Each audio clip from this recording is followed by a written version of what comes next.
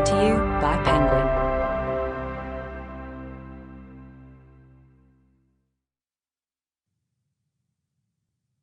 The Racial Code, Tales of Resistance and Survival by Nicola Rollock and read by Sara Powell. To the elders, past and present, who have been fighting the cause long before I was born and who paved the way for generations yet to come. Introduction. I was at university when I heard about his murder. I was in my second year of a psychology degree and was struggling to cope with university life. There were 3 key anxieties that preoccupied me during that time: money, alcohol, and race. The money part was straightforward. I didn't have any. I didn't come from a wealthy background and was struggling, despite the system of grants available at the time, to make ends meet. I took on every conceivable part-time job I could to support myself throughout my degree. I learnt to shop on the most meagre of budgets, split an apple so that it served breakfast and lunch, and had a penny jar that was more often empty than full. My experience of alcohol prior to joining university was limited. There were the empty glasses left over from when my dad's friends visited our modest home in a quiet corner of southwest London, but those glasses served as the background accompaniment to long debates about politics back home, to fast-paced jokes that my child's ear never quite caught the drift of, and to the loud slamming of dominoes on our dining room table. Yes, alcohol was available at the house parties and clubs I went to in my late teens, but its presence was a mere backdrop to the night. My friends and I went out for the music, to dance, and to check out boys. Suddenly at university, alcohol was everywhere. It was the central vehicle through which to meet others and, apparently, the central ingredient to enjoying oneself. Even the term pub crawl had to be explained to me. I didn't understand. I felt alienated.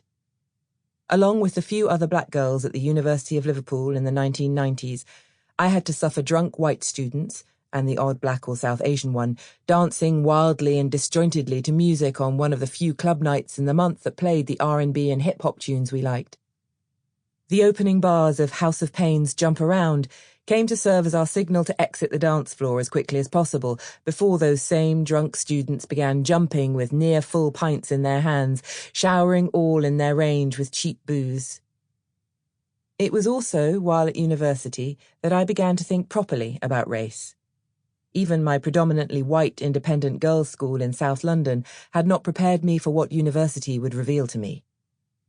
I met a white guy on my course and, brought together by a love of food, theatre and books, we started dating. Race soon made itself known, and it was not as a consequence of his love of the Smiths and The Cure compared with my love of En Vogue and Jodeci. Race arrived silently and unexpectedly in the condemning gaze and unkind remarks of black male peers who, like me, were part of the African Caribbean Society.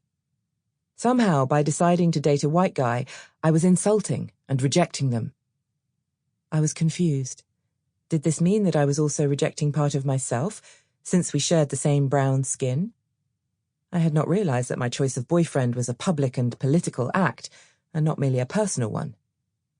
And for many in my boyfriend's family, I was the first young black woman they had ever met. This idea of being the first also confused me.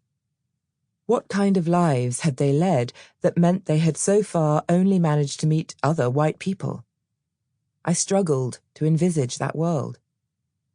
Odd questions were asked of me about who I was and about who my family were, as if they were trying to ascertain my legitimacy, my right to exist.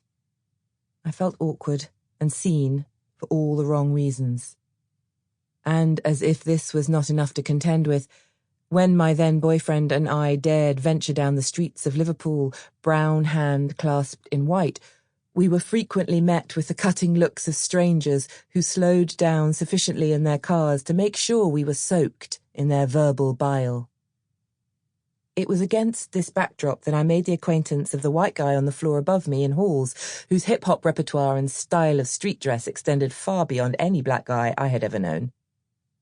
It was as a result of his friendliness that I learnt about Public Enemy. I listened avidly, every word. Sample complete. Ready to continue?